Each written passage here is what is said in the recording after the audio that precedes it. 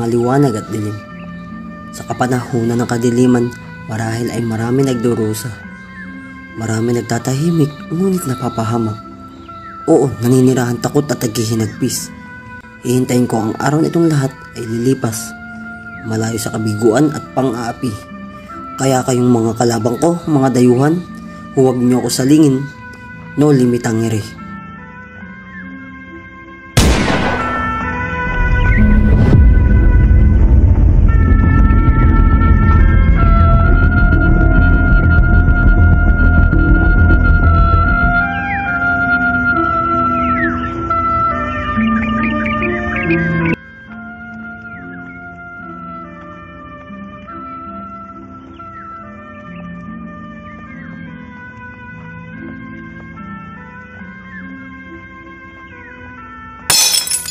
Sus Mariasep!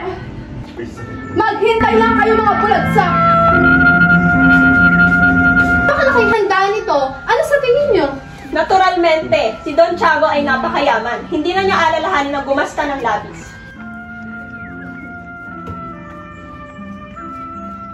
Nakakalimutan po santo. Halatang ibang pamamahala ko pala sa mamamahala sa Madrid. Ang masama pa, puro mga Indyo nakatira. Ayoko talaga sa mga Indyo. Dahil 10 taon ako nagsilbi at nagtiis sa pagdidili ng kain at saging sa bayan ng San Diego bilang kura paro ako.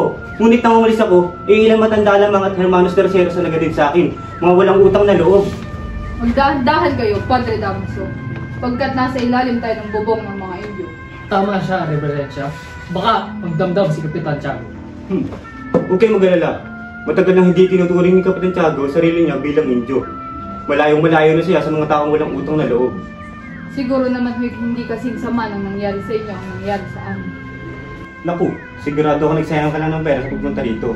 Wala kang ibang kakainin kundi tinola sa mga handaan at matutulog ka ng hindi nasisiyahan.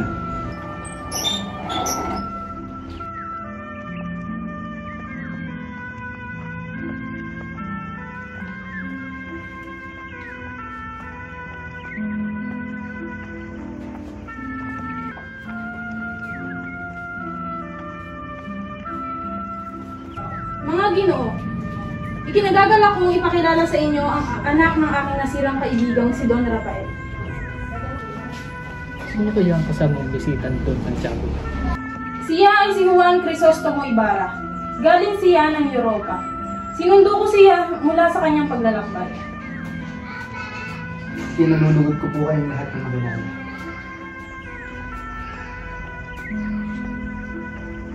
Aba, Padre Damaso, ang kura ng San Diego.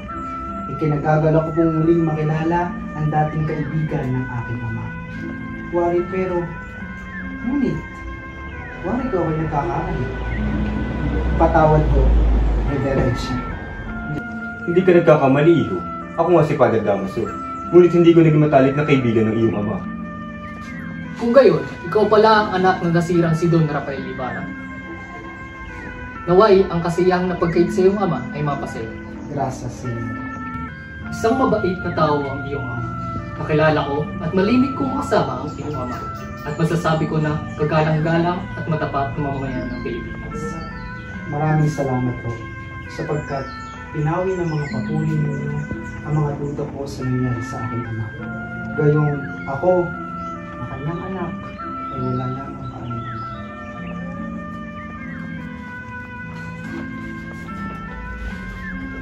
Mga binibini, manapatin niyong gayahin ko ang tradisyon sa inyo. Pagpapakilala ng bisita sa hindi niya kilala. Nagagalak ko yung makilala. Muli, ako si Juan Crisostomo Ibarra. Ikinagagalak ko na ay makilala, Crisostomo Ibarra. Kapatid ko na mayroong magagandang babaihan sa Europa.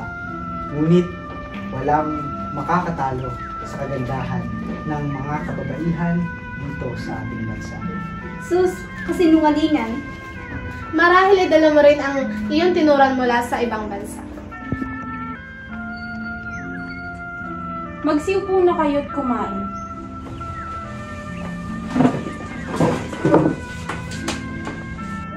Magsikain na tayo.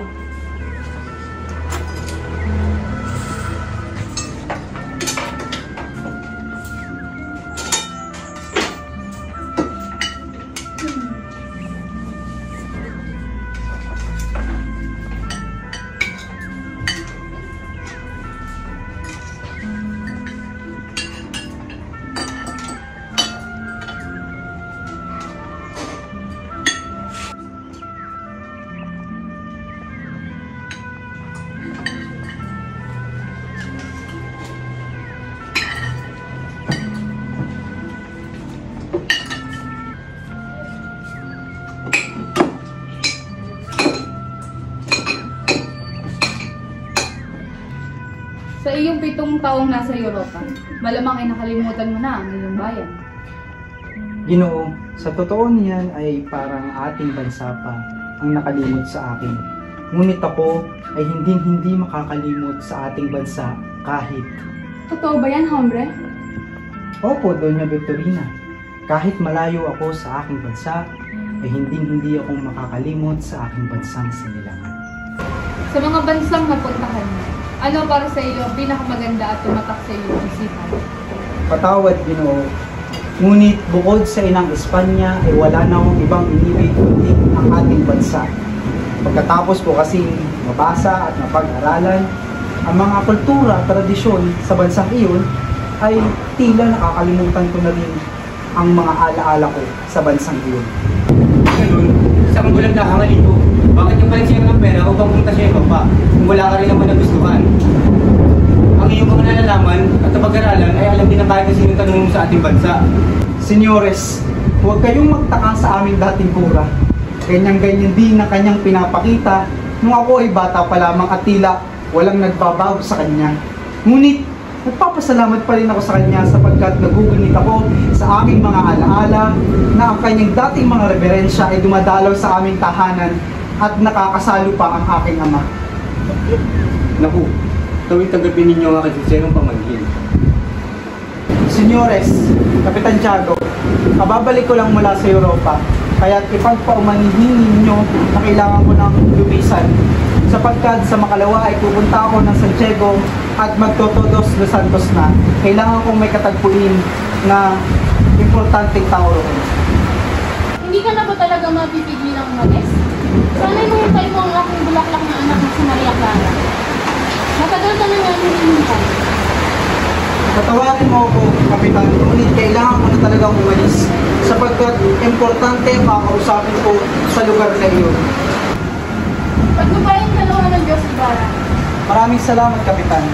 Muchas gracias sa hapunan. Nakakainis, nakita ninyo, minsan din ang napakasama ng gawing bunga na pagdadala ng iyong anak sa ibang bansa upang mag-aral. Lumalaki ang kanilang ulo at tinutuloy ng sariling mataas. Nakawala sila ng galang.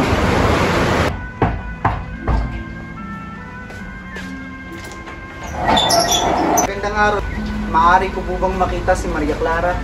Ay, andyan siya sa loob. Halika, tuloy ka.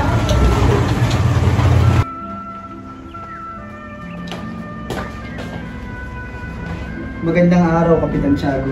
Maaari ko po bang makita ang inyong anak ni si Maria Clara? Kung estás, Ibarra? Salamat naman sa muli mong pagdalaw sa aming tahanan. Walang anuman, Kapitan Tiago. Umupo ka muna, Ibarra. Maraming salamat, Kapitan Tiago.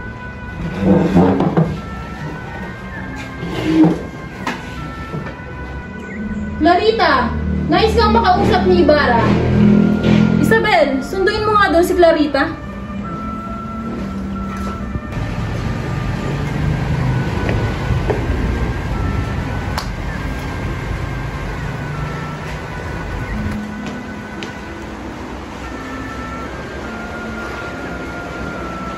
Maaari na kayo mag-usap sa azotea. Kailangan mo ba ng nainom, Ibarra? Gracias, Senyor. Ngunit hindi na po kailangan.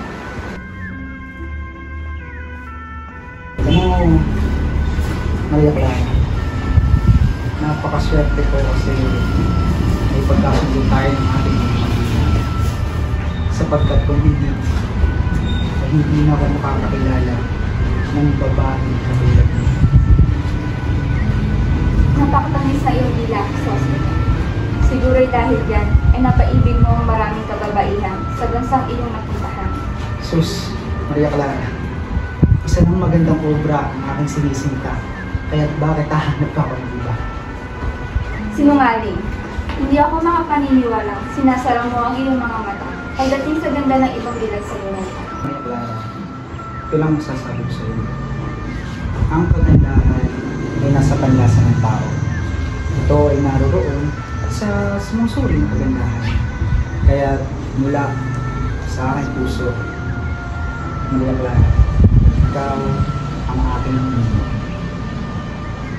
Ngunit, kailangan ko ng lumisan sapagkat sa makalawa ay kailangan ko na pumunta ng San Diego para may kausapin doon ng importante. Patawad, nandito lang ako ng Diyos. Naintindihan ko, iba. Naway makapaglambay na ng ligtas at Diyos. Maraming salamat po. Paalam.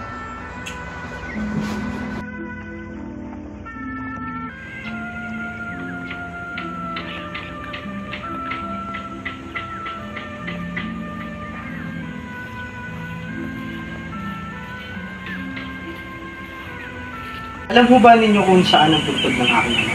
Opo, senyorito. Tinamnan ko po iyon ng halamang adelpa at saka nilagyan ng malaking krus upang hindi ko po ito malimutan. Mabuti, maraming salamat.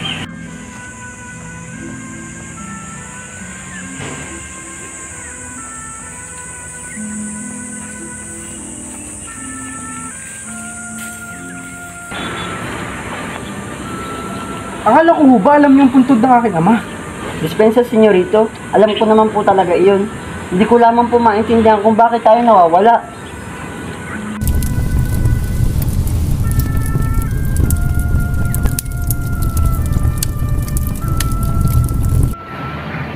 Ayun o. Alam ko ay doon siya nakalibing. Magtanong ka sa sepulturero para malaman natin kung anong nangyari sa libingan ng aking ama. So, walang galang na po. Ano po yun? Alam niyo po ba kung nasaan yung malaking krus sa may puntod na may pangalang Don Rafael Ibarra? Opo, maaari ko po kayong samahan. Tara po.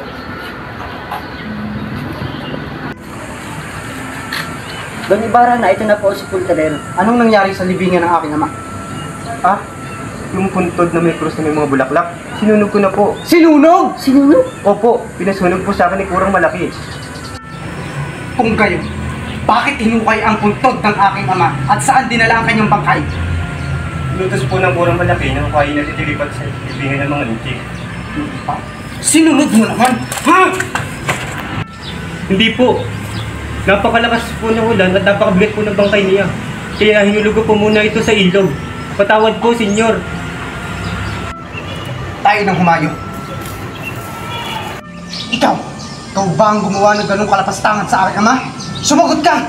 Sumagot ka! Kung ano man iyon, wala akong alam tungkol sa sinasabi mo. Ikaw hindi ikaw! Sino? Sigurado akong hindi ako ang iyong hinahanap, kundi ang pinalitang kukura na si Padre Damaso.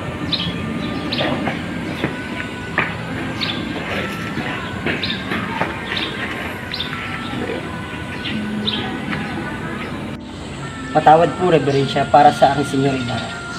Hindi po niya alam ang kanyang ginagawa dahil sa sobrang galit. Napatawad ko na siya. Ngunit kahit para sa akin ay napakasakit ng sinabi niya. Gabayan nawa siya ng may kapal.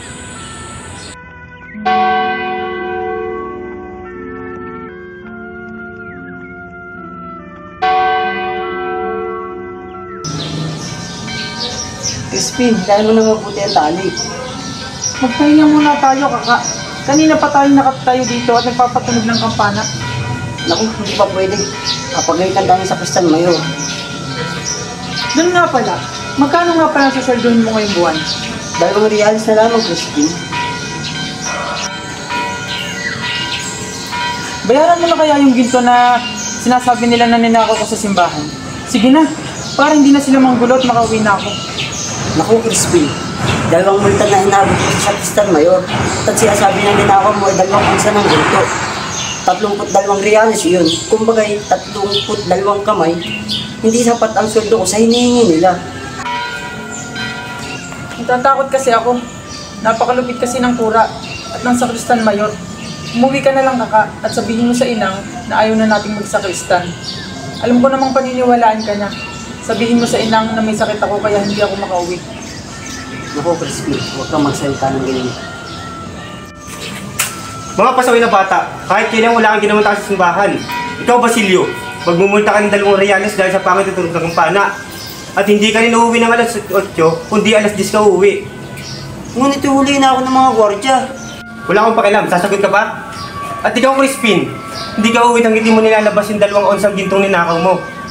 Mga wala kayong galang, pati simbahan pinagnanakawan ninyo. Wala po akong kinukuha. Wala po akong ninanakaw na kahit ano. At sasagot ka pa? Ito para sa'yo. Aray! Tama na po, nasasaktan ako. Tama na po! Maawa na kayo! Huwag mo akong pigilan! Kaka, huwag mo akong iwan! Kaka! Crispin! Crispin! Nandito lang sila! Basilio! Crispin! Basilio! Nandito lang sila! Crispin! Mga anak ko! Nasaan na kayo? Malaga! Crispin? Basilio! Labas na kayo dyan! Nandito na si Inay!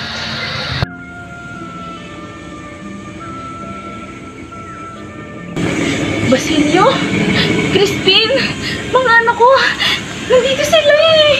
Hindi! Nasaan ang mga anak ko? Basilio! Nakita niyo ba ang mga anak ko? Hindi! Nandito sila!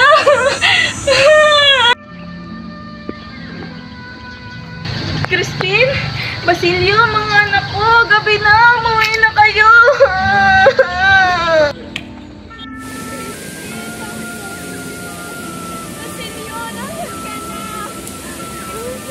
Crispin! Bakit mo ako iniwan? Basilio! Nasaan ka na? Alam ko! Nasaan na kayo? Crispin! Crispin!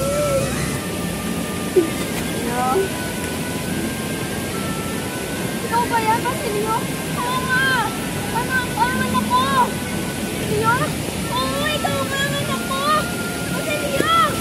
Ikaw nga!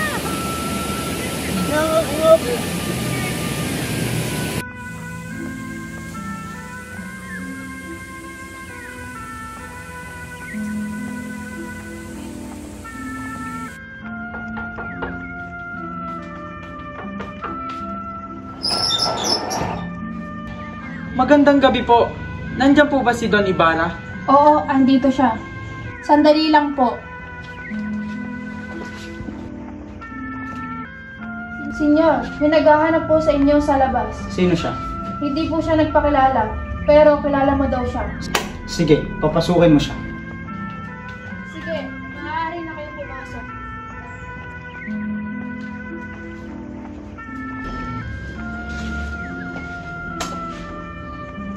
Ikaw pala yung Elias. Hindi ko alam na ikaw ang darating. Sige, maupo ka.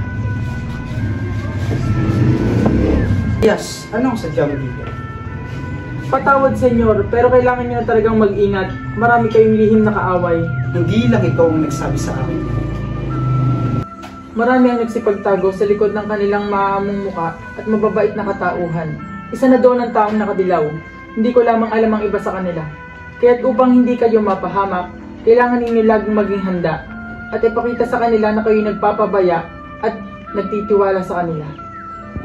Sa totoo niyan, Elias, ay kinalulungkot ko ang pagkamatay ng taong iyon kanina sapagkat isa sana siya sa makakatulong sa akin sa paghanap o sa paghahanap ng mga taong aking mga kaaway. Patawad Don Ibarra, ngunit nagkakamali ka. Dahil kung siya'y nabubuhay, mas pipiliin niyang magtago sa baluktot nating pamahalaan. Ngunit mukhang nilalayo ng Diyos na siya'y mamatay. Kaya't laging yung panatilihin ang pagiging handa, dahil sila'y naghahanda rin upang puksain kayo. Bueno, senyor, aalis na ako. Wala kang dapat ipagpasalamat, Elias, sapagkat ako dapat na magpapasalamat sa iyo at nililigtas mo ang aking buhay. Kaya tanong ko lamang sa iyo, magkikita pa ba tayo muli? Oo, senyor, kahit kailan mo naisin o kahit kailan mo kailanganin, hindi sapat ang aking mga ginawa upang makabayad sa pagkakautang ko sa iyo. Paalam Don Ibarra, aalis na ako. Maraming salamat sa iyo, Elias, sa pagpunta rito.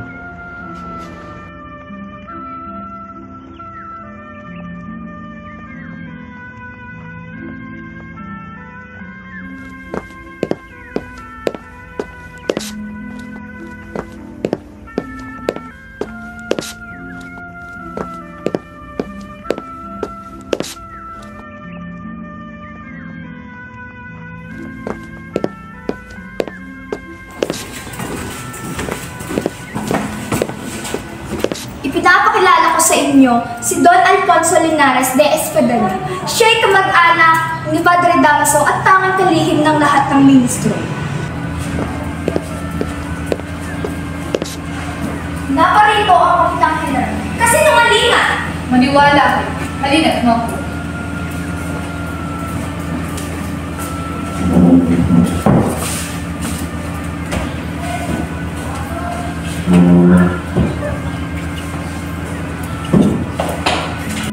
Say, kung maaga-agasan ang pagkakasakit ni Clarita, narinig mo ba, Pinsan?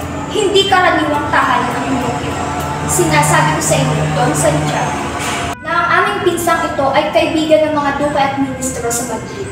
Malimit kumain sila sa bahay ng Condel Campanario. Ang Duque de la Torre. Magandang araw. Saan ko po kayo matatagpuan si Padre Damaso? May dala-dala po akong liham para sa kanya. Siya sana aking sasadyain kung di dahil sa pagkakataong ito na ako'y napalito. Sa bayan siya ngayon. Mamaya ipaparito. De Espadaria, tingnan nga natin si Clarita. Alang-alang lamang sa inyo. Ang asawa ko'y hindi gumagamot, kundi sa matataas na tao noong siya'y nasa Madrid pa.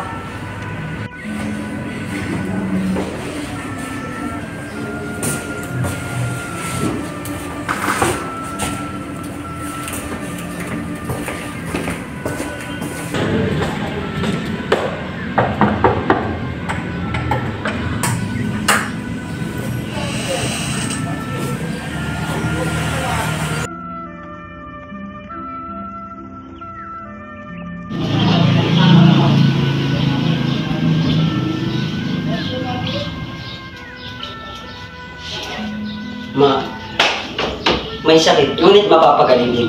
Sa umaga ay likin at gatas, harapi de altea, at dalawang piltura sinagdos. Gagaling ka, Clarita. Laksan mo ang iyong loob. Ang sadya namin ay gamutin ka. Papakilala ka namin sa aming pinsan.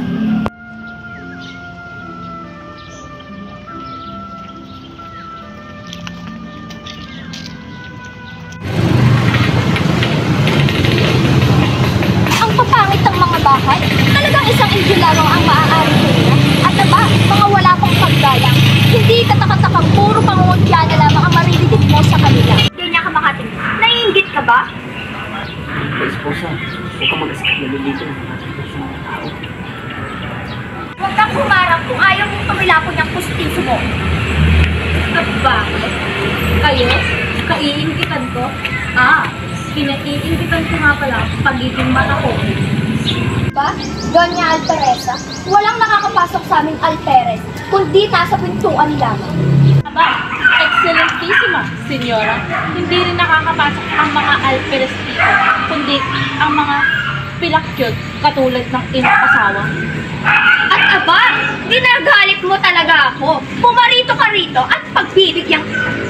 Aba, gusto mo ng gulo? Sige, pagbibigyan kita, Senyora Grosseral.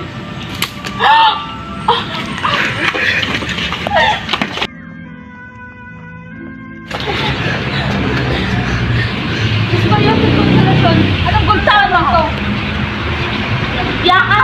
Magtigil ka na kayo sa mga tao. Grabe ka na! Doña Alperes! Napakamata pobre mong senyora!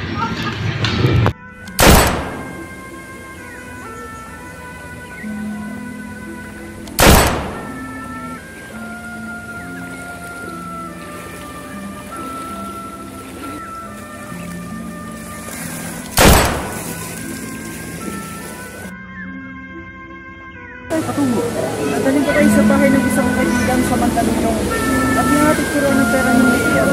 Makakatulong yan sa inyong pangungutang bansa. Pangungutang bansa? Oo, itong lumalang.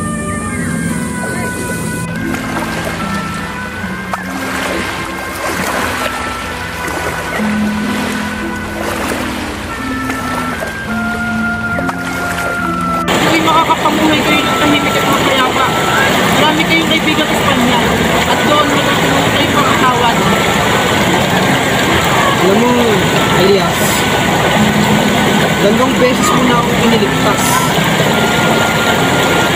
Kahit na ang iyong mga angkan ay nasawi dahil sa aking mga angkan. Kaya't Elias, sumama ka sa akin sa ibang bansa at magtulungan tayo magkapatid.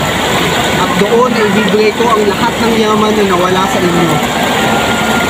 Isa pa, Alam naman natin na parehas tayo na pinagtaksilan ng ating sariling bansa. Hindi ko na naisip mabuhay sila sa lupain ngayon. Mas gugustuhin ko pang magtiis at mamatay dito.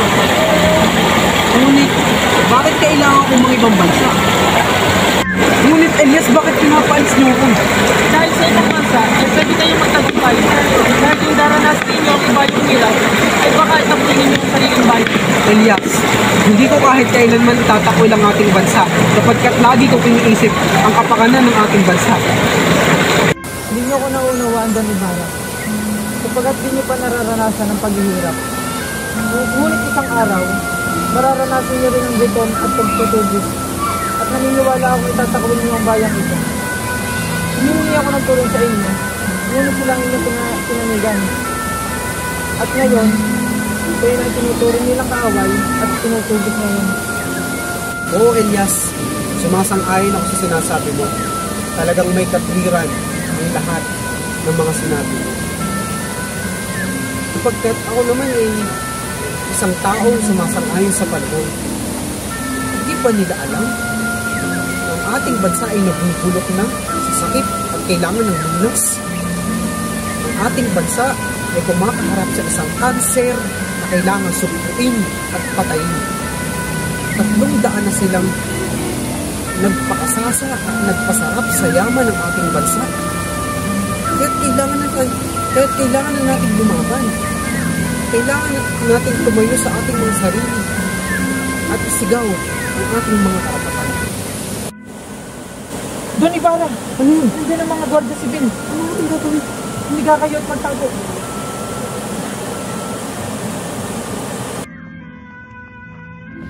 Anak, natakot ka na. Hindi mo inaasahan na ang pagdating. Naparito ako upang saksihan ang iyong kasal. Bakit namumutla ka? May sakit ka na naman ba?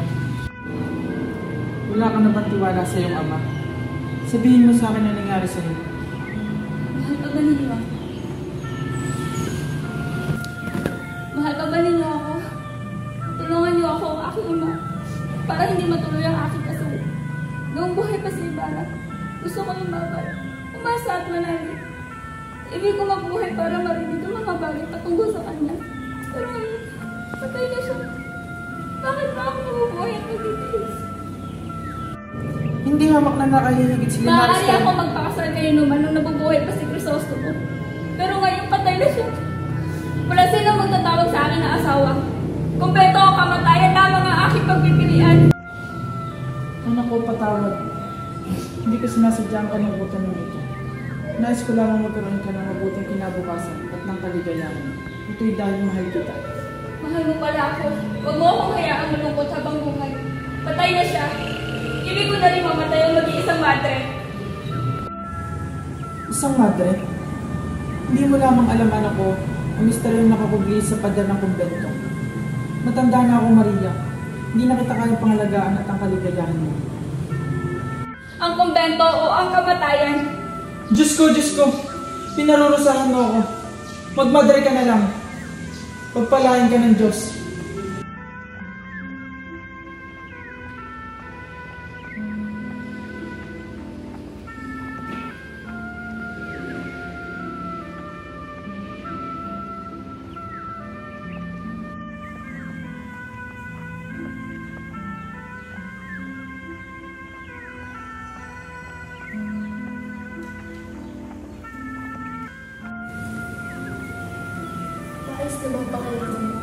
Maayos na po. Nandiyan po sana ka ng Diyos sa inyong kabutihang loob. Ngayong Pasko, gusto ko po sana umuwi para makita ang aking ina at ang aking kapatid. Dito po na kasi naglalaki. Nahirapan ka makapunta sa iyo. Subalit tiyak na naghihintay ang kalooban ng aking ina sa paghanap sa akin. Kayo po ay maraming anak. Subalit kami dadalwa lamang. Babalik po ako dito ng pagkasama ko ang aking kapatid. Maraming salamat po sa pagtanggap at sa pag-aalaga sa akin. Mauna na po akong umalis. Sige anak, gabayan ko ng